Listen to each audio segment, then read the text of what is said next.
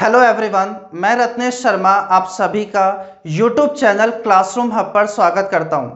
जैसा कि आपको पता है कि मैंने लास्ट क्लास में अर्थमेटिक का एक चैप्टर रेशो एंड प्रपोर्शन अनुपात तथा समानुपात स्टार्ट कर दिया था।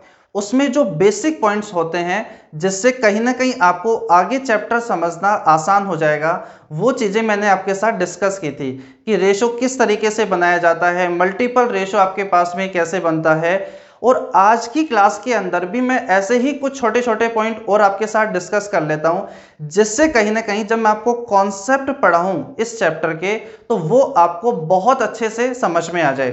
बच्चों, जो बेसिक पॉइंट्स मैं आपको कल की क्लास में पढ़ाए थे और आज की क्लास में पढ़ाऊंगा, उनसे रिलेटेड मेंस में और सीडीएस एग्जाम्स के अंदर किस तरीके से क्वेश्चन पूछे गए हैं वो भी मैं आज आपके साथ डिस्कस करूंगा, ताकि कहीं ना कहीं आपका बेसिक बहुत अच्छे से स्ट्रांग हो जाए।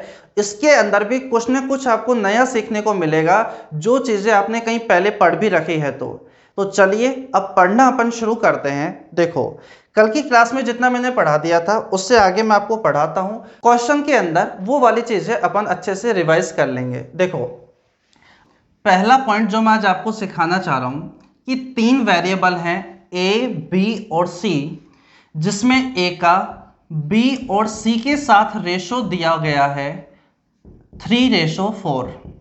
ठीक है। उसके बाद ए बी सी जो तीन वेरिएबल है, वहीं से बी का ए और सी के साथ रेशो दिया गया है 5:6। और फिर आपसे पूछ लिया गया कि ए रेशो बी रेशो सी क्या होगा। देखो, एक बेसिक एग्जांपल के साथ में क्लास को शुरुआत कर रहा हूं। धीरे धीरे चीज़ों को लिंक करते हुए एक अच्छे लेवल पर अपन बेसिक को ख़त्म करेंगे। फिर मैं आपको क्वेश्चंस भी कराऊंगा जो कहीं ना कहीं इंपॉर्टेंट होंगे। तो देखते हैं किस तरीके से आप ए बी सी का रेशो बनाओगे। अगर मैं आपसे पूछूं कि बताओ आपको यहाँ कितने वेरिएबल दिखाई दे रहे हैं, तो जवाब होगा 3। एक ए, एक बी और एक आपके पास में सी। तो यहां पर जो 3:4 है, बताओ ये किसका रेशो आ गया? बोलो, ये ए का, बी और सी का आपके पास रेशो है। तो यहां पर देखा जाए तो ए का मान है 3 यूनिट, बी और सी का मान आपके पास कितना हो गया? 4 यूनिट है। अगर मैं आपसे कहूं कि बताओ तीनों का टोटल आपके पास कितना हो जाएगा, तो मुझे बताओ क्या ये 7 यूनिट हो जाएगा क्या? ठीक है। आपसे पूछो कि बताओ बी आपके पास कितना यूनिट है? 5 यूनिट। ए प्लस सी आपके पास कितना यूनिट है? 6 यूनिट। तो बताओ टोटल आपके पास कितने यूनिट हो जाएगा? बोलो 11 यूनिट हो जाएगा। अब एक छोटी सी बात समझने की है कि जब यहां पर जो वेरिएबल है और यहां पर जो वेरिएबल है वो अगर सेम है, तो इनका टोटल भी आपके पास में क्या सेम होना चाहिए या नहीं होना चाहिए? एबीसी तीन लोग हैं, एबीसी का टोटल यहां पर कुछ और आ रहा है, एबीसी का टोटल यहां पर कुछ और आ रहा है। बोलो ये बात तो गलत है। जब लोग ही सेम हैं, एबीसी यहां बैठे हैं, एबीसी यहां बैठे हैं, तो उनकी एज का टोटल बताओ वो सेम होना चाहिए या नहीं होना चाहिए? तो उसी अप्रोच को अपन आगे बढ़ाते हुए सोल्व कर देंगे। इन दोनों रेशो से जो टोटल आ रहा है आप उसे सेम कर दो। तो तरीका होगा 7 और 11 का आप एलसीएम ले लो, वो होगा 77। इससे 77 बनाने के लिए 11 से, इसे 77 बनाने के लिए 7 से मल्टीप्लाई कर दो। तो मल्टीप्लाई करने पर जो आपका नया रेशो तैयार हो जाएगा, 11 से मल्टीप्लाई करना है तो इस पूरे रेशो को इससे भी करना है और इससे भी करना है। तो रेशो बन जाएगा 33:44। जब आप 7 को मल्टीप्लाई करोगे इस वाले रेशो से, तो 7 5 35 और 7 6 42।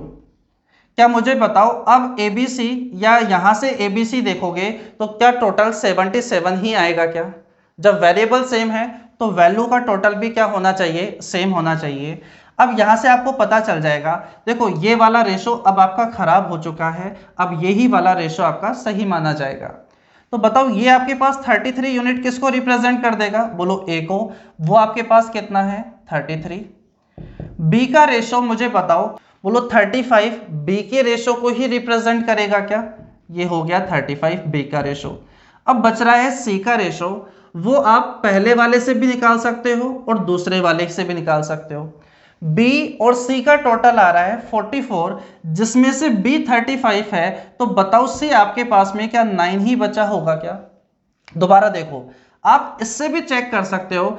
ए और सी का जो टोटल आ रहा है वो 42 यूनिट आ रहा है, जिसमें से ए आपके पास 33 यूनिट है, तो बताओ सी का मान क्या 9 यूनिट हो जाएगा क्या? तो रेशो के अंदर आप बोल सकते हो कि ए बी सी का जो रेशो होगा वो 33:35:9 हो जाएगा।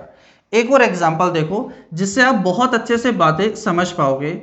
अगर मैं आपसे कहूं कि 3 वेरिएबल हैं जिसमें ए का बी और सी के साथ रेशो बताया गया है 1:2, ठीक है, और उन 3 वेरिएबल में ही बी का ए और सी के साथ रेशो बताया गया है 1:4, तो बताओ ए बी सी का क्या रेशो हो जाएगा?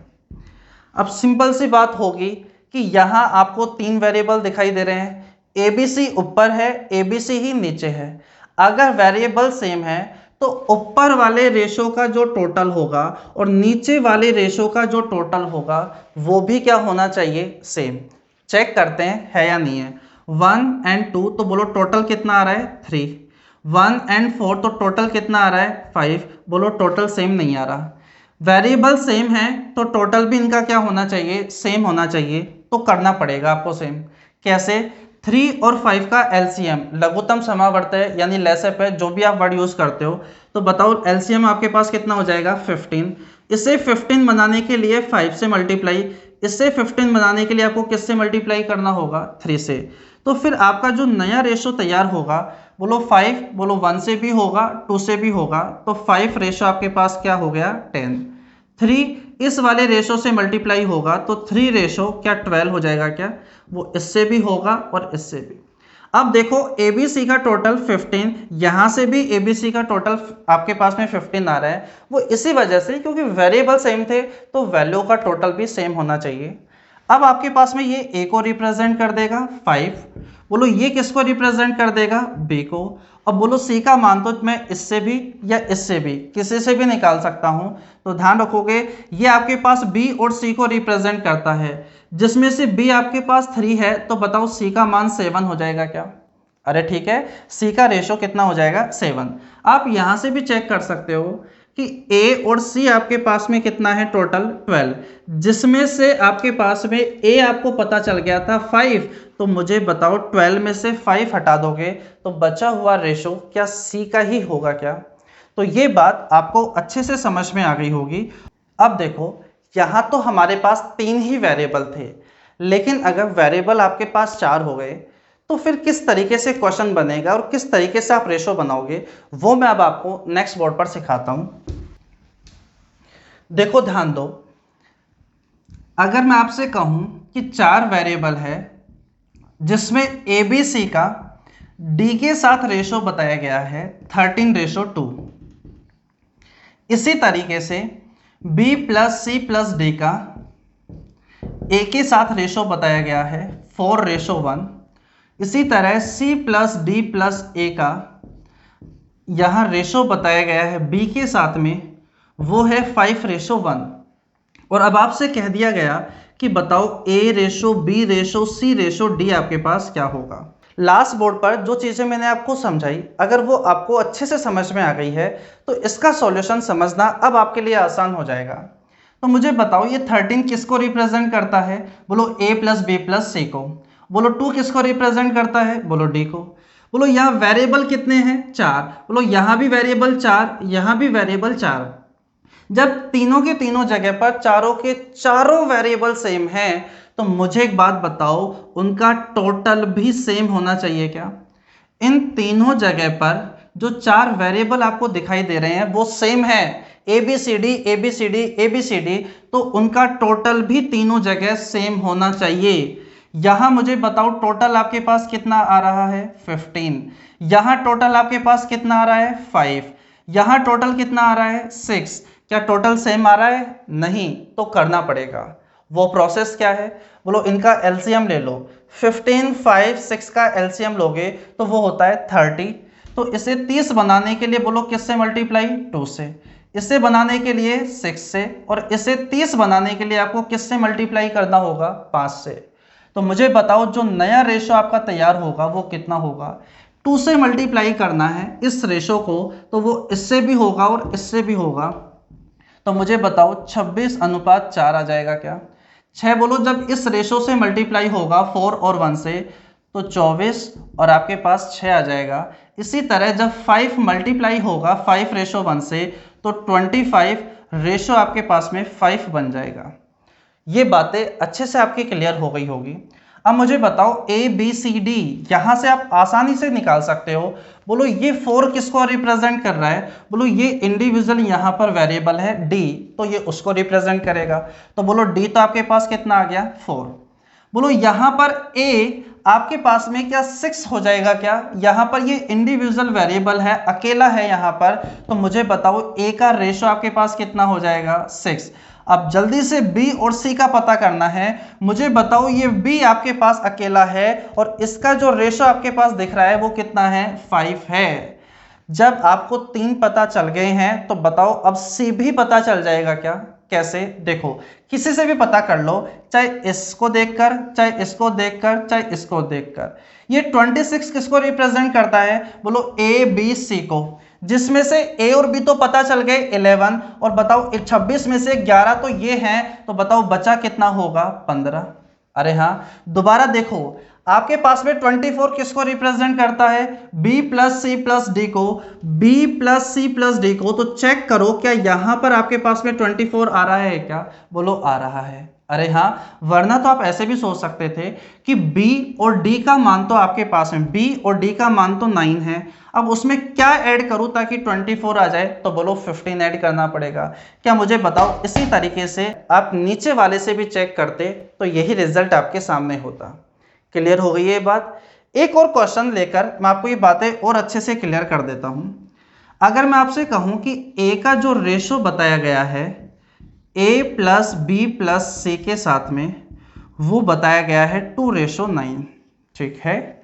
उसके बाद बी का जो रेशो बताया गया है ए प्लस सी के साथ में, वो बताया गया है 4:7, और आपसे कह दिया गया कि बताओ ए रेशो बी रेशो सी आपके पास में क्या होगा। एक बार मैं सभी स्टूडेंट से कहूंगा कि एक बार आप वीडियो को यहीं पॉज करो और एक बार आप खुद बनाने की कोशिश करो कि यहाँ ए बी सी का सॉल्यूशन क्या बनेगा, फिर मैं आपको समझाता हूँ। देखो अब मैं समझाता हूँ क्या बनेगा सॉल्यूशन। यहाँ 2:9 का मतलब है 2 तो रिप्रेजेंट कर रहा है ए को और 9 रिप्रेजेंट कर रहा है ए प्लस बी प्लस सी को, ठीक है। यहाँ पर देखो ये b और a प्लस सी का, यानी 4 तो रिप्रेजेंट कर रहा है b को और 7 रिप्रेजेंट कर रहा है a प्लस सी को, यानी यहां से अगर इन रेशो का टोटल किया जाएगा तो ये 11 आ गया है। अरे हाँ, और ये 11 जो आ रहा है वो a प्लस बी प्लस सी आ रहा है कहीं ना कहीं, यानी a b c का टोटल आ रहा है। अब मुझे बताओ यहां पर देखा जाए तो a b c का टोटल आपको यहां कितना दिखाई दे रहा है? 9। यहां पर ABC का टोटल कितना दिखाई दे रहा है? 11। मुझे बताओ क्या ये बात सही है क्या? बोलो नहीं है सही, तो सेम करना होगा। समझ रहे हो ना कि यहां पर आपको किस तरीके से वर्क करना पड़ेगा। यहां पर ये रेशो नीचे वाला ABC का है और ऊपर यहां पर जो दूसरा वाला रेशो है वही ABC का है, तो दोनों को सेम करना पड़ेगा आपको। तो सेम करने के लिए ऊपर वाले को तो मल्टीप्लाई कर दो 11 से और नीचे वाले को मल्टीप्लाई कर दो किससे? 9 से, ताकि ये 99 हो जाएगा और ये भी आपके पास क्या हो जाएगा? 99। तो बताओ जब 11 को मल्टीप्लाई करोगे इस वाले रेशो से तो दोनों वैल्यू से मल्टीप्लाई होगा 22 99, जब 9 मल्टीप्लाई होगा 36 63। अरे ठीक है, तो बच्चों अब आप यहां से ए बी सी का रेशो इजिली निकाल पाओगे। बोलो ये आपके पास किसको रिप्रेजेंट करेगा? ए को। बोलो ये किसको रिप्रेजेंट करेगा? बी को। अरे ठीक है, यहां पर ए और सी है आपके पास में। अब ध्यान रखना ये वाला जो रेशो है अब कोई काम का नहीं है, इसी से आपको कैलकुलेशन करनी होगी। ये 63 किसको रिप्रेजेंट करता है? ए और सी को। 63 ए और सी को, जिसमें से 22 आपके पास में ए है, तो बताओ आपके पास सी आपके पास में 41 बचेगा क्या? और यही हमारे क्वेश्चन का आंसर हो जाएगा क्या? अरे ठीक है, अच्छे से ये बात आपकी क्लियर हो गई होगी, मुझे नहीं लगता कोई डाउट आया होगा। देखो कुछ और छोटे छोटे से पॉइंट हैं जो आपको समझना जरूरी है। देखो चलिए समझते हैं आगे कि और किस तरीके से क्वेश्चंस बनाए जा सकते हैं। यहाँ जैसे क्वेश्चन बन जाता है a प्लस बी का रेशो b प्लस सी के साथ, और इनका जो रेशो है वो C प्लस ए के साथ दे दिया गया है 378, ठीक है। और उसके बाद कह दिया गया कि A plus B plus c का मान कोई भी एक वैल्यू, जैसे 198 ले लो आप, और फिर कहा जाएगा कि बताओ ए बी सी आपके पास में कितना होगा, या फिर particular a particular b particular c भी पूछ सकता है, या बी और ए का डिफरेंस सी और ए का डिफरेंस, ऐसे भी क्वेश्चन यहाँ बनाए जा सकते हैं। एक बार आप अच्छे से समझो, अगर ये अच्छे से क्लियर हो गया फिर तो इससे कितने भी क्वेश्चन बनाए जाएंगे वो खुद ही आप कर लोगे। देखो अगर ए बी सी का रेशो ही अगर आपसे पूछा गया है तो आप चाहो तो बिना इसकी हेल्प लिए भी आप ए बी सी का रेशो बना सकते हो, लेकिन अगर आपको पूरा डिटेल में ही सोल्व करना है तो फिर आप इसकी हेल्प लेकर ही ए बी सी के रेशो तक पहुंच पाओगे। देखो कैसे, जैसे आपके पास में ये 3, ये 7, 8, ये a plus B B plus C C plus A का रेशो है, लेकिन अगर मैं इन्हें परफेक्ट वैल्यू में चेंज करना चाहूँ तो आपको कहना पड़ेगा a प्लस बी है वो किसके इक्वल हो जाएगा, बोलो 3k के। 3x 7x 8x अगर वैल्यू में चेंज करना है तो बोलो, इस तरीके से मैंने k मान लिया, तो बताओ b प्लस सी को आप कैसे रिप्रेजेंट करोगे 7k, c प्लस a को कैसे रिप्रेजेंट करोगे 8k। अगर आपने इन सभी को ऐड कर दिया तो यहाँ तो हर एक टर्म 2 बार आ रही है, तो 2 कॉमन ले लो, a प्लस बी प्लस सी, यहाँ पर हो जाएगा आपके पास में 18k, 2 से कट जाएगा ये कितने टाइम्स 9 टाइम्स, और a plus B plus c का मान कितना दिया हुआ है 198।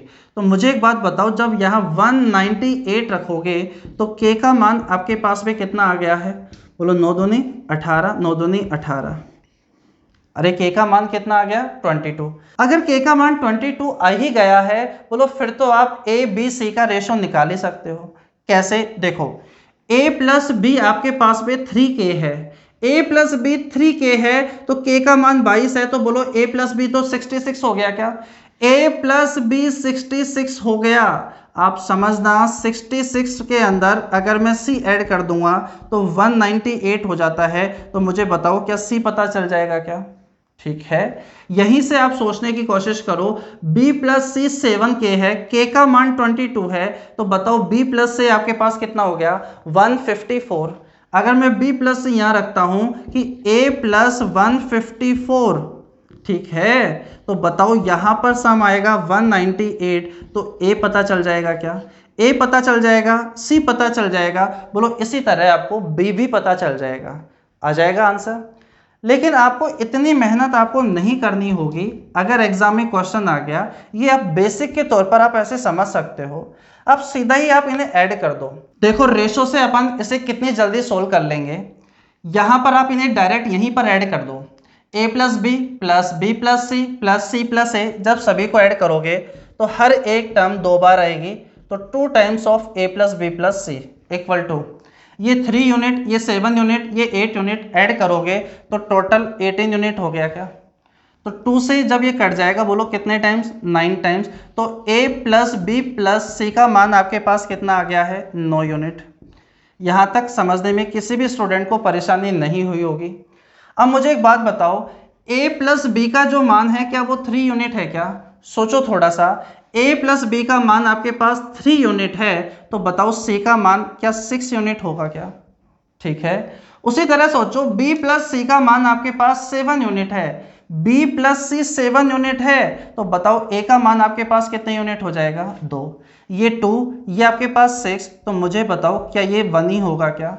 या आप ऐसे भी सोच सकते हो कि c प्लस ए आपके पास में कितना है 8, c प्लस ए 8 है आपके पास में, टोटल 9 है, तो ये आपके पास 1 ही होगा। तो मुझे बताओ a b c का रेशो तो 2:1:6 हो गया क्या। अगर आप इस तरीके से सोचते हो, इसे यूनिट में लेकर सोचते हो, तो a plus B plus c का कोई मतलब नहीं है। अरे ठीक है, अगर आप बेसिक से करोगे तो फिर ज़रूर आपको सोचना पड़ जाएगा। देखो मैं आपको थोड़ी सी और प्रैक्टिस करवाता हूँ बच्चों, जब c का, a का और b का जब आप रेशो देखोगे ना, तो वहाँ से भी आपके पास कितना आएगा 2:1:6। देखो एक क्वेश्चन से और मैं आपकी प्रैक्टिस करवाता हूँ। चलिए समझते हैं एक और क्वेश्चन, ताकि प्रैक्टिस अच्छे से हो जाए। a plus B B plus C C plus A का रेशो दिया है 4:7:9, a प्लस बी प्लस सी आपके पास 30 दे दिया गया, और फिर आपसे पूछ लिया गया कि बताओ ए बी सी का रेशो आपके पास कितना होगा। बोलो आपके पास अगर ए बी सी का रेशो ही पूछा गया है तो इस वैल्यू का कोई रोल नहीं है, लेकिन इसके अलावा कोई क्वेश्चन पूछा जाएगा कि ए बताओ, बी बताओ, सी बताओ, या ए और बी का डिफरेंस बताओ, सी और ए का डिफरेंस बताओ, फिर आपको वैल्यू की जरूरत पड़ेगी। देखो अभी ए बी सी का रेशो पूछा गया है तो आप इन सभी को आप ऐड करोगे, सभी दो बार आ रहे हैं तो 2 times of A plus B plus C हो जाएगा। और यहाँ जब आप ऐड करोगे तो बताओ 20 आ रहा है क्या? ठीक है, यहाँ से आप काट दोगे तो बताओ कितना आ गया? 10, यानी a प्लस बी प्लस सी आपके पास आ गया है 10 यूनिट।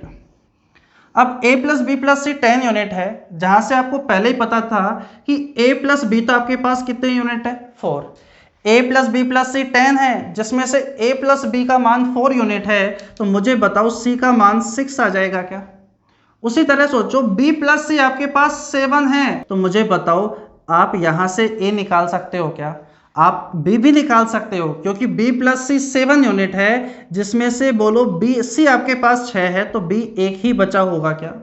और b प्लस सी 7 यूनिट था, टोटल 10 आ रहा है, तो मुझे बताओ क्या ये 3 हो गया क्या? अरे क्लियर है? इस तरीके से आप रेशो बना सकते हो। अगर मैं आपसे कहना चाहूँ कि आपको इस क्वेश्चन में ये दिया हुआ था, ये दिया हुआ था, और आपसे ये ना पूछकर आपसे कह दिया गया कि c माइनस ए कितना होगा, तो जल्दी से आप कोशिश करो कि c माइनस ए कितना होगा बताने की। देखो मैं आपको समझाता हूँ क्या सॉल्यूशन बनेगा।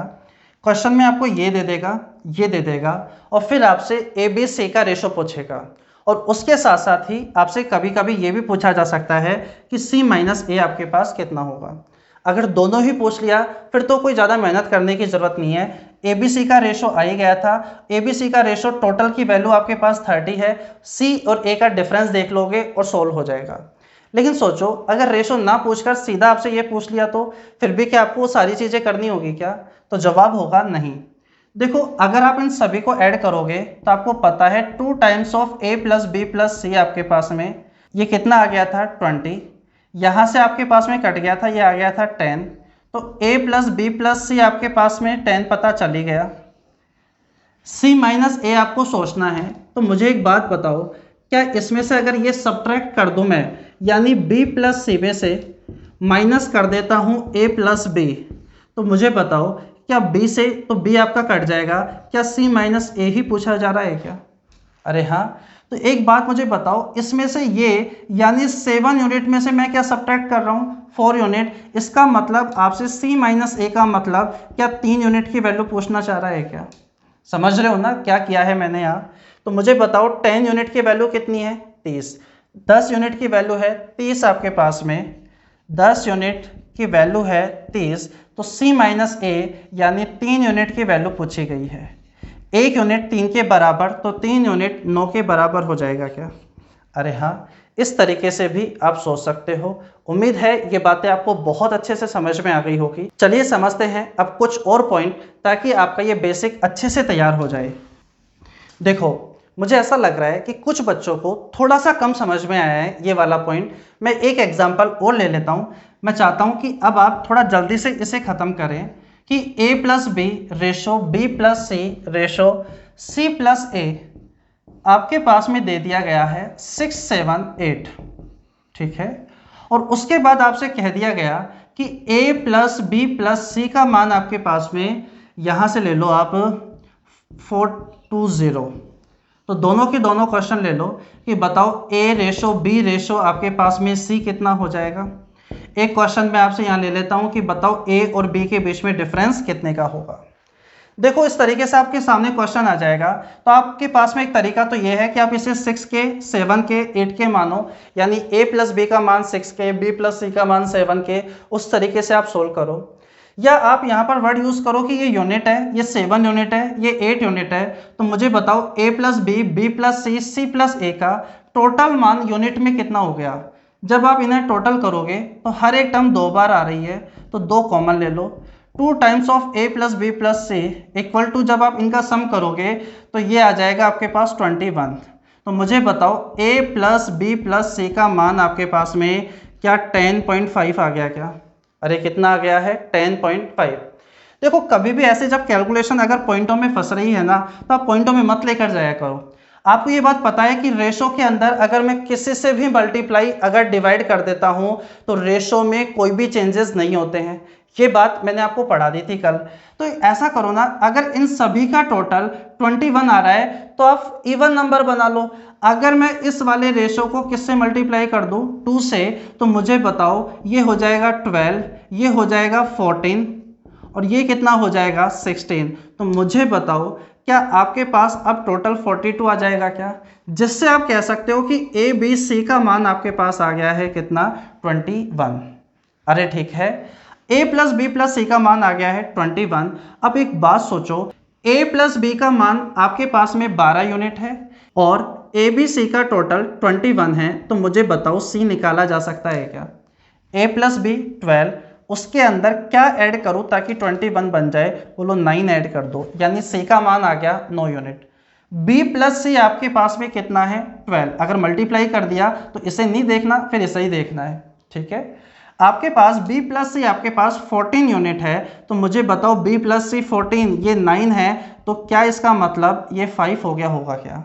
अब मुझे बताओ क्या ए भी पता चल गया क्या कि आपके पास तीनों का टोटल 21, 9 और 5 14, तो मुझे बताओ क्या ये 7 हो गया क्या। और यहाँ से ए बी सी का आपके पास में क्या आ गया है रेशो, ठीक है। अब तो बच्चों सिंपल सी कहानी ये हो गई कि आप इनका टोटल करोगे 21 की वैल्यू आपके पास कितनी है, 21 यूनिट की वैल्यू है 420, ठीक है। और आपसे a माइनस बी पूछ रहा है, a 7 यूनिट है, b 5 यूनिट है, तो दोनों का डिफरेंस कितने का है 2 यूनिट का। क्या 2 यूनिट की वैल्यू पूछी जा रही है क्या। अरे सॉल्व हो जाएगा, तो मुझे बताओ आंसर आपका कितना आ जाएगा 40। और मैं आपको इस तरीके से बात समझाने की कोशिश कर रहा था कि आप यहीं पर थोड़ा सा एनालिसिस करो कि अगर मैं इसमें से ये सब्ट्रैक्ट कर दूँ, यानी कि c प्लस ए माइनस का b प्लस का c, तो देखो यहाँ पर c से c तो आपका कट ही जाएगा, तो बोलो क्या a माइनस बी बचेगा क्या। तो इस बात का मतलब है 16 में से आपने 14 सब्ट्रैक्ट किया है, तो बताओ क्या आपसे पास में 2 यूनिट की वैल्यू पूछी गई है क्या। थोड़ा सा आसान करके चीज़ों को समझने की कोशिश करो।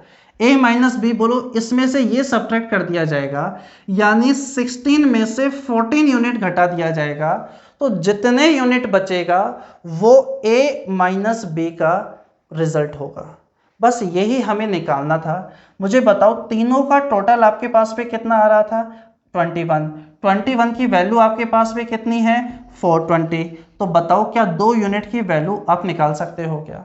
तो बस इतना सा ध्यान दो कि मैं आपको ये बिना रेशो में ले जाकर ही डिफरेंस आपसे निकलवाना चाह रहा था। उम्मीद है ये बातें आपको बहुत अच्छे से समझ में आ गई होगी, या रेशो में बनाकर भी आप ए बी सी या डिफरेंस वाला क्वेश्चन आप कर सकते हो। कोई परेशानी नहीं है, जिस तरीके से आपको अच्छा लगे उस वाली चीज़ को आप आगे बढ़ा सकते हो। मेरा काम अच्छे से आपको समझाना है कि हाँ आप इस तरीके से भी सोच सकते हो, ये भी ठीक है, ये भी ठीक है और ये भी ठीक है। तो बढ़ते हैं आगे, कुछ और पॉइंटों को मैं आपको यहाँ समझाने की कोशिश करता हूँ। देखो बढ़ते हैं आगे, चीज़ों को और लिंक करते हुए आगे की चीज़ें मैं आपको समझाने की कोशिश करता हूँ। जैसे आपको कभी कह दिया गया कि a plus B plus C ratio, b plus C plus d ratio, c plus d plus a ratio, d plus a plus b equal है आपके पास 6:7:8:9, ठीक है। और आपसे एक बात और कह दी गई कि a plus B plus C plus d का मान आपके पास में 900 है, तो आप रेशो बताओ कितना होगा ए बी सी डी का। तो देखो सिंपल सी कहानी होगी, अगर आपसे रेशो पूछा गया है तो आपको यहाँ वैल्यू का कोई रोल नहीं रखना, आप डायरेक्ट ही सोचने की कोशिश करो कि a plus B plus c का मान आपके पास 6 यूनिट है, b प्लस सी प्लस डी का मान 7 यूनिट है, इसका मान 8 यूनिट, इसका मान 9 यूनिट है। अगर आप इन सभी को ऐड किया तो मुझे एक बात बताओ a कितनी बार आ रहा है, यहाँ भी, यहाँ भी, यहाँ भी, इसका मतलब है हर एक वेरिएबल आपके पास 3 बार आ रहा है, 3 बार हर एक टर्म आ रही है a plus B plus C plus d equal to आपके पास, जब आप इन्हें ऐड करोगे तो ये आपके पास में इन्हें ऐड करोगे 30 बन जाएगा। अरे हाँ, यहाँ से जब आप इसे काटोगे तो ये आ गया 10, इसका मतलब है a plus B plus C plus d का मान आ गया है 10। अब बच्चों आप यहाँ से किसी का भी रेशो निकाल सकते हो। देखो a plus B plus c का मान कितना आ रहा है 6 यूनिट, इसका मान 6 यूनिट है और सभी का मान 10 यूनिट है। तो मुझे बताओ क्या d 4 यूनिट हो गया क्या? अरे क्लियर है। b प्लस सी प्लस डी का मान आ रहा है 7 यूनिट, b प्लस सी प्लस डी का मान आ रहा है 7 यूनिट। तो मुझे बताओ a का मान 3 यूनिट आ गया क्या? अरे आ गया। अब बच्चों सीधी सी बात होगी, इसी तरह c प्लस डी प्लस ए सोचो, c प्लस डी प्लस ए इसका मान आ रहा है 8 यूनिट। तो मुझे बताओ क्या b का मान 2 यूनिट आ जाएगा? 4 और 2 6, 3 9, इसका मतलब है c का मान 1 यूनिट ही आएगा। या आप इससे भी चेक कर सकते हो कि इनका मान 9 यूनिट है तो c का मान आपके पास 1 यूनिट होगा। तो मुझे बताओ क्या रेशो निकल जाएगा क्या? अब रेशो निकल जाएगा तो फिर आप particular a, particular b, c और d भी निकाल सकते हो। तो ये बातें आपको बहुत अच्छे से क्लियर हो गई होगी। और देखो मैं आपको एक पॉइंट और समझाने की कोशिश करता हूँ यहाँ पर। देखो एक पॉइंट और मैं आपको समझाता हूँ, इस वाले पॉइंट से सीधे एग्जाम में कई बार क्वेश्चन बन जाते हैं। बिल्कुल फिक्स अप्रोच जैसा पॉइंट आपको लगेगा कि आपसे कह दिया जाएगा कि x minus A ratio x minus B ratio x minus C जो दिया हुआ है वो है 11:9:5। ठीक है। इसके बाद कह दिया जाएगा कि x का मान जो है वो a plus B plus c by 2 है। और तो बताओ कि a ratio b ratio c आपके पास क्या होगा। ये क्वेश्चन ही मैंने बना दिया जहां से आप इस बात को अच्छे से समझ पाओगे कि x minus A ratio x minus B ratio x minus C आपके पास 11:9:5 दिया हुआ है। x का मान ये है तो a b c का रेशो क्या होगा। बहुत आसान होता है निकालना। अगर एग्जाम में अचानक से आपके सामने आ जाएगा ये क्वेश्चन और आपने नहीं किया हुआ है तो आपको थोड़ा सा टाइम लग जाएगा, वरना तो ज़्यादा मुश्किल है ही नहीं। ए बी सी का रेशो चाहिए तो देखो इसके ऊपर हाथ रखो और इन दोनों को ऐड कर दो, मल्टीप्लाई नहीं, वो वाली चीज़ अलग होती है। ए निकालना है, इसके ऊपर हाथ रखो, इन दोनों को ऐड कर दो 14।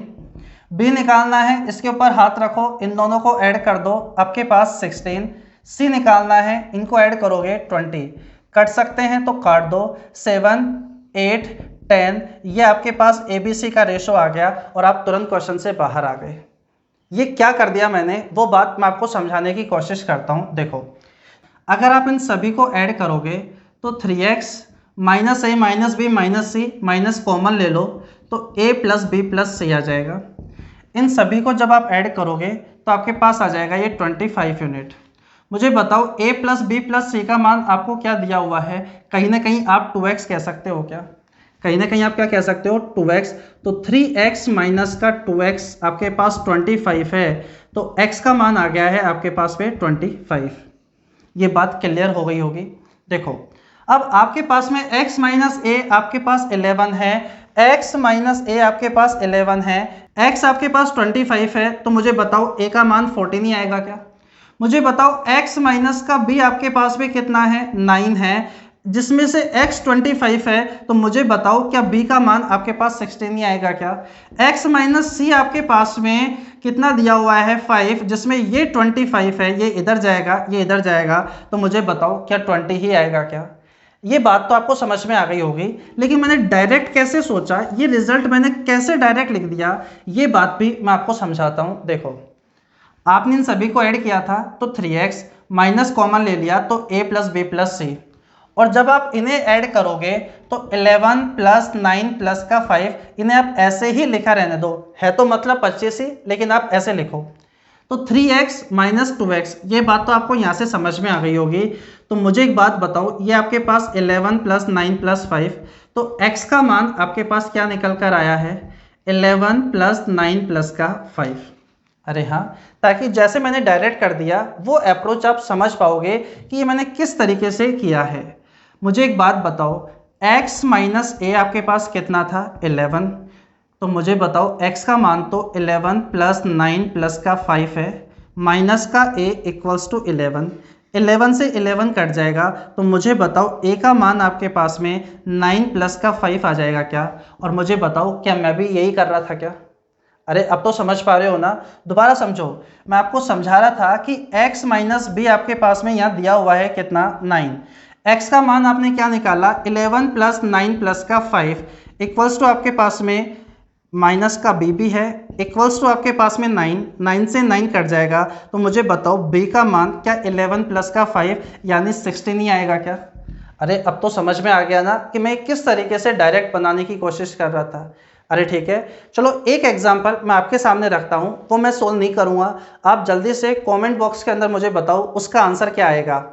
देखो वो वैल्यू है आपके पास, आप क्या ले लो 10, 11 और 12, 10, 11, 12 x minus A X minus B X minus C, बस इसकी जगह पर ये लिख दिया गया। तो बताओ ए बी सी का रेशो क्या होगा? बोलो सीधी सी बात है, इन्हें ऐड करोगे तो 23, इन्हें ऐड करोगे तो आपके पास हो जाएगा 22, इन्हें ऐड करोगे तो 23। बोलो यही आपका आंसर बन जाएगा क्या? आसान है ना। चलो बढ़ते हैं आगे। देखो ऐसे ही छोटे छोटे से पॉइंट हैं जिन्हें मैं आपको समझाने की कोशिश कर रहा हूँ, और भी ऐसे फ्रैक्शन से रिलेटेड पॉइंट हैं जो मैं आपको समझाता हूँ। देखो जल्दी से, देखो आगे, कल मैंने आपसे कहा था कि ए बी सी का रेशो 1/2 रेशो 1/3 रेशो 1/4 है। तो इसे कल तो मैंने नहीं बताया था किस तरीके से सोल्व करते हैं, होता आसानी है। देखो क्या, ये आपका इन्वर्स फ्रैक्शन कहलाएगा। बच्चों अगर इन रेशो से अगर आप कैलकुलेशन करोगे ना तो कैलकुलेशन आपकी कॉम्प्लिकेटेड हो जाएगी और हो सकता है कहीं गलत होने के चांसेस भी ज़्यादा हो जाएं। तो आपके पास कभी भी इस तरीके से रेशो आ जाए तो आप उसे चेंज करने की कोशिश करो परफेक्ट रेशो में। परफेक्ट रेशो का मतलब 1:3, 3:4:5, 4:5:6, 7:8:9 ऐसे बदलने की कोशिश करो। वो कैसे करना होगा? आपको पता है कि आप किसी भी रेशो के अंदर किसी भी वैल्यू से मल्टीप्लाई और डिवाइड अगर करोगे तो रेशो में कोई भी चेंजेस नहीं होंगे। तो आप ऐसा करो, 2, 3, 4 का एलसीएम ले लो। 2, 3, 4 का एलसीएम होता है 12। आप इस पूरे रेशो को किससे मल्टीप्लाई कर दो? 12 से। 12 से मतलब ये भी 12 से होगा, ये भी 12 से, ये भी 12 से मल्टीप्लाई होगा। तो 1/2 12 से गुणा होगा तो 6, 1/3 12 से गुणा होगा तो 4, 1/4 12 से गुणा होगा तो 3। क्या मुझे एक बात बताओ, अब आप इससे कैलकुलेशन करोगे तो कहीं ना कहीं कैलकुलेशन आसान हो जाएगी क्या? दोबारा समझो, अगर मैं आपसे कहना चाहूँ कि ए बी सी अगर आपके पास में 2/3 रेशो में आपके पास में 3/4 रेशो में 4/5 है, अगर आपके सामने ऐसे फ्रैक्शन में रेशो आ जाए तो कभी भी आप इनसे कैलकुलेशन मत करना, कॉम्प्लिकेटेड हो जाएगी, गलत होने के चांसेस ज़्यादा हो जाएंगे। आप इन्हें परफेक्ट रेशो में बदलने की कोशिश करो। आपको ये बात पता है, अगर आपने किसी भी रेशो में किसी भी वैल्यू से मल्टीप्लाई या डिवाइड कर दिया तो रेशो पर कोई प्रभाव नहीं पड़ेगा। तो 3, 4, 5 का एलसीएम ले लो। 3, 4, 5 का एलसीएम होता है, बोलो कितना? 60। तो इसको भी 60, इसको भी 60, इसको भी 60 से मल्टीप्लाई करोगे तो बताओ ये 20 बार कट जाएगा 40, 15 3 45, ठीक है, 12 बार 12 चौक 48 आपके पास में। और मुझे बताओ क्या ही यही आपके पास ए बी सी का रेशो बन जाएगा क्या? देखो कई बार आपसे ऐसा कह दिया जाएगा कि ए बी सी का आपके पास में रेशो है 2:3:4, ये देकर आपसे इनका इन्वर्स रेशो पूछ लिया जाएगा 1/a ratio 1/b ratio 1/c। तो ध्यान रखना, जो डायरेक्ट अप्रोच होती है वो आप ऐसे कर सकते हो कि इसका इन्वर्स रेशो ए का, तो इसके ऊपर हाथ रख दो, इन दोनों को मल्टीप्लाई कर दो 12, इसके ऊपर हाथ रख दो, इन दोनों को मल्टीप्लाई कर दो 8, इसके ऊपर हाथ रखो, इन दोनों को मल्टीप्लाई कर दो 6। आप इन्हें काटोगे 2 की टेबल से तो 6, 4, 3 आपके पास ये ए बी सी का इन्वर्स रेशो आ गया है। अरे क्लियर है? ये मैंने कैसे कर दिया? तो देखो कोई परेशानी नहीं है, ए का मतलब 2 है तो 1/a, इसका मतलब 1/2, ठीक है, 1/b मतलब 1/3, 1/c का मतलब क्या हो गया? 1/4। आपको ये चाहिए था। और अभी अभी मैंने आपको समझाया कि इस तरीके से कभी कैलकुलेशन हमें नहीं करनी होती, ठीक है, ना ही कभी आपको ऐसा ऑप्शन मिलेगा। तो 2, 3, 4 का एलसीएम ले लो। तो बताओ मैंने आपको यही समझाया था, 2, 3, 4 का एलसीएम से मल्टीप्लाई कर दो। तो मुझे बताओ 1/2 को 2, 3, 4 से मल्टीप्लाई करोगे तो 2 से तो 2 कट जाएगा, बोलो क्या बचेगा? 3 × 4। बताओ क्या मैं यही आपको समझा रहा था क्या कि 2 के ऊपर हाथ रख दो और इनको मल्टीप्लाई कर दो? हर चीज़ के पीछे रीज़न होता है कि किस तरीके से अपन उसे शॉर्ट कर रहे हैं। अब मुझे बताओ 1/3 को इससे मल्टीप्लाई करोगे, 3 से 3 कट जाएगा तो 2 इंटू 4 क्या ये बन जाएगा क्या। इसी तरह 1/4 बोलो यहाँ से क्या बन जाएगा 2 इंटू में 3। अरे क्लियर हो गई है। देखो ये छोटे छोटे से पॉइंट हैं जो कहीं ना कहीं आपको अच्छे से आने चाहिए। आपको कई बार लैंग्वेज ऐसे भी मिल जाएगी कि जो ए है वो आपके पास क्या है बी का 25% है, जो ए है आपके पास में वो बी का 25% है। तो बताओ ए और बी का रेशो क्या होगा। देखो जिन्होंने परसेंटेज पढ़ रखा है वो तो अच्छी बात है, नहीं तो परसेंटेज के अंदर जो बेसिक फ्रैक्शन होते हैं 1/1, 1/2, 1/3 से लेकर 1/16 तक और कुछ और मल्टीपल फ्रैक्शन आपको याद होने चाहिए। अगर किसी स्टूडेंट ने नहीं पढ़ रखा है, पहली बार यहाँ पर पढ़ रहा है, तो मैं टेलीग्राम पर एक पिक सेंड कर दूंगा जहाँ पर सारे के सारे फ्रैक्शन होंगे, उन्हें आप अच्छे से याद कर लेना ताकि आपको फिर यहाँ परेशानी ना हो। तो देखो 25% का मतलब a बराबर b, 25% का मतलब 1/4। अरे हाँ, तो सिंपल सी कहानी हो जाएगी 4a इक्वल्स टू b। या आप ऐसे भी कह सकते हो a के नीचे कुछ भी नहीं है तो 1 है, a के नीचे a का रेशो, b के नीचे b का रेशो। अरे हाँ, तो a रेशो b आपके पास भी कितना हो गया 1/4। कई बार इस तरीके से लैंग्वेज भी आ जाती है कि a बराबर है b का कितना 3.5, यानी 3.5 of b, a equals to 3.5 of b। इसका मतलब है a बराबर b का मतलब या ऑफ का मतलब मल्टीप्लाई होता है, तो मल्टीप्लाई 3.5, पॉइंट हटाओगे नीचे 10 आ जाएगा, 0 आ जाएगी, 5 से कट जाएगा 2 बार, 5 से कट जाएगा 7 बार, क्रॉस मल्टीप्लाई करोगे तो 2a बराबर 7b। और मुझे बताओ क्या यहाँ से a और b का रेशो तो निकल ही जाता है क्या, a के सामने a, b के सामने b, तो बताओ क्या 7/2 आ जाएगा क्या। ये छोटे छोटे से पॉइंट आपको अच्छे से पता होने चाहिए। एक एग्जाम्पल और मैं आपको सोल्व कराता हूँ, उसके बाद फिर अपन क्वेश्चन सोल्व करेंगे। जल्दी से देखो आप उसे भी। देखो एक पॉइंट और देखो, कभी आपको ऐसा दिख जाए 2a/3 equal to 3b/4 equal to 4b/5, तो आपसे पूछा जाए कि बताओ a b c का आपके पास में क्या रेशो होगा। देखो अभी तक आपके सामने इसी तरीके की सिचुएशन आई थी कि ऊपर यहाँ से 2, यहाँ से 3 और यहाँ से अगर मैं 4 हटा दूँ, 2 3 4 हटा दूँ, तो ये बात आपको पता है a के नीचे a, b के नीचे b और c के नीचे c होता है, ये आपके पास c है, ठीक है। या फिर मैं 3 4 5 हटा दूँ तो फिर क्वेश्चन रह जाएगा 2a equals to 3b equals to 4c। और आपसे ए बी सी का रेशो पूछा जाएगा तो वो भी आपको तरीका पता है कि बोलो तरीके तो और भी हैं, लेकिन जिसका निकालना है उसके ऊपर हाथ रखते हैं, बाकी की वैल्यू को मल्टीप्लाई कर देते हैं। बी का निकालना है तो उसके ऊपर हाथ, बाकी की वैल्यू को मल्टीप्लाई। लेकिन कभी ऐसा हो जाए कि ऊपर भी वैल्यू है नीचे भी वैल्यू है, तो यहाँ पर आपके पास ए बी सी का रेशो निकालने का सबसे आसान तरीका क्या होगा, उसे आप अच्छे से समझने की कोशिश करना। दो तरीके हो सकते हैं इसे ए बी सी का बनाने का। पहला तरीका कि नीचे वाली वैल्यू को आप हटा दो, दूसरा तरीका कि आप ऊपर वाली वैल्यू को हटाने की कोशिश करो। कौन सा तरीका इन दोनों में बेस्ट रहेगा तो वो मैं आपको पहले ही बता देता हूँ। अच्छा तरीका यही रहेगा कि आप ऊपर वाली वैल्यू को हटाने की कोशिश करो। आपसे ए बी सी का रेशो पूछा गया था, इसे मैं यहाँ लिख देता हूँ और मैं आपको यहाँ पहले क्वेश्चन में दोनों ही तरीके बता देता हूँ जो मैं आपको समझाना चाह रहा हूँ। ए बी सी का रेशो आप ऐसा करो, ऊपर से 2 3 और 4 हटाने की कोशिश करो।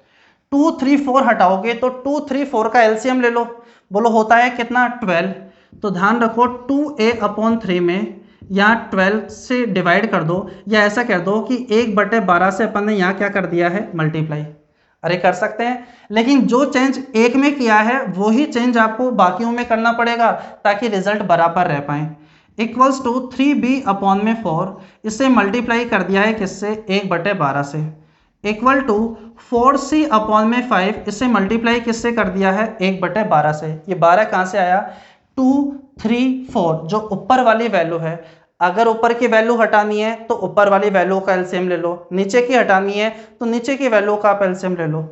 तो देखो ये आपके पास कट जाएगा 6 टाइम्स, ये आपके पास कट जाएगा 4 बार और ये कट जाएगा 3 बार। तो बोलो a बटे में 18 आ जाएगा, तो a के नीचे a का रेशो, b के नीचे आपके पास b का रेशो बोलो 16, बोलो c के नीचे c का रेशो बोलो कितना आ जाएगा 15।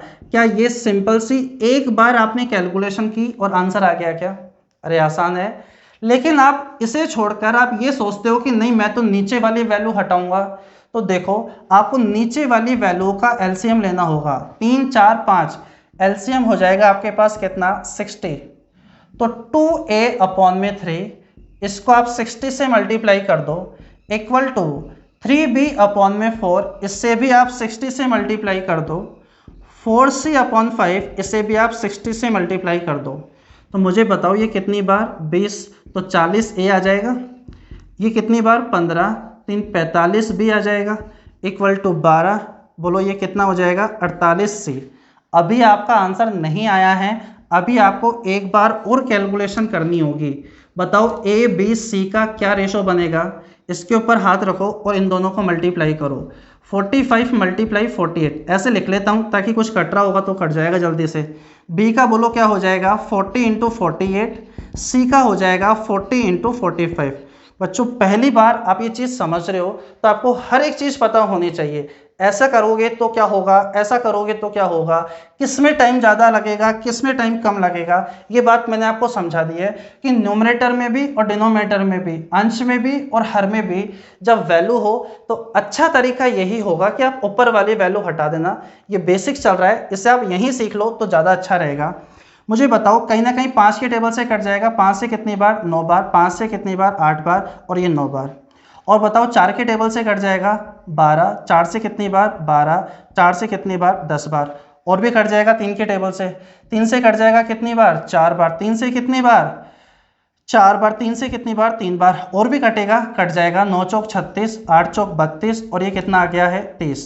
तो बच्चों 2 की टेबल से और कट जाएगा तो 18, 16 और 15 आंसर आपके पास आ जाएगा क्या।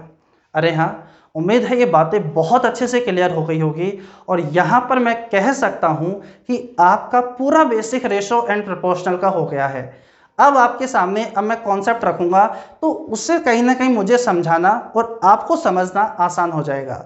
लेकिन जो मैंने आपको बेसिक पढ़ाया कल की क्लास में और आज की क्लास में, उनसे रिलेटेड एसएससी में और सीडीएस में किस तरीके से क्वेश्चन बने हैं वो मैं अब आपको समझाता हूँ। एक क्वेश्चन अब आपके सामने है, एक बार पढ़ो इसे कि क्या बनेगा इसका सॉल्यूशन।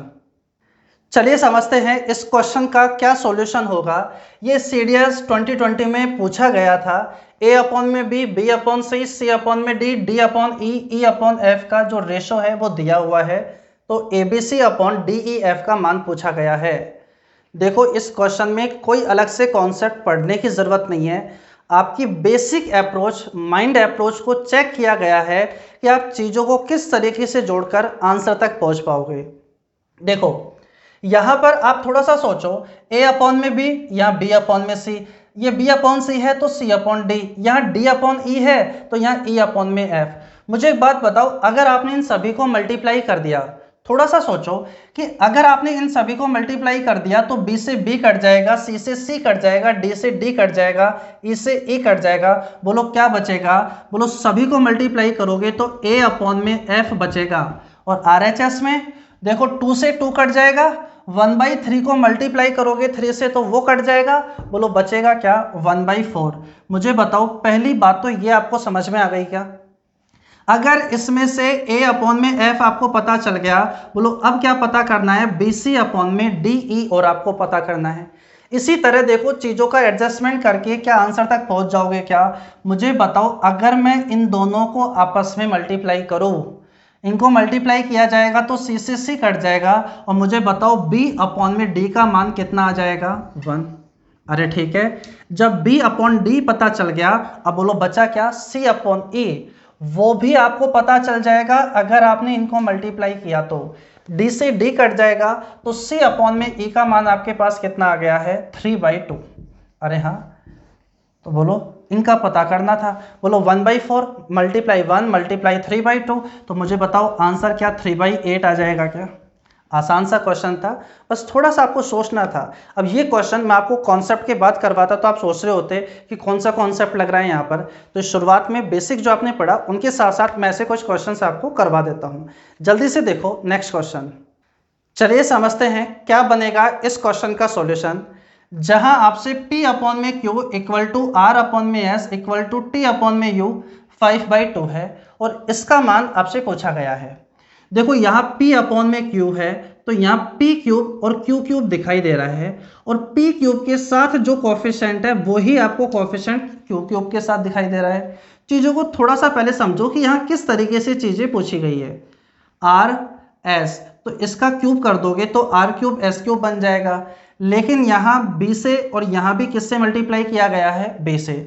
जो बी यहाँ है वही यहाँ पर है। उसी तरह यहाँ पर देखो क्यूब दोनों तरफ हो रखा है और यहाँ किससे मल्टीप्लाई किया गया है, सी के साथ में। तो देखो अगर आपने इसका क्यूब कर दिया तो आपको दिखेगा पी क्यूब अपॉन में क्यू क्यूब इक्वल हो जाएगा आर क्यूब अपॉन में एस क्यूब इक्वल हो जाएगा टी क्यूब अपॉन में यू क्यूब इक्वल 125 अपॉन में क्या होगा, 8 होगा।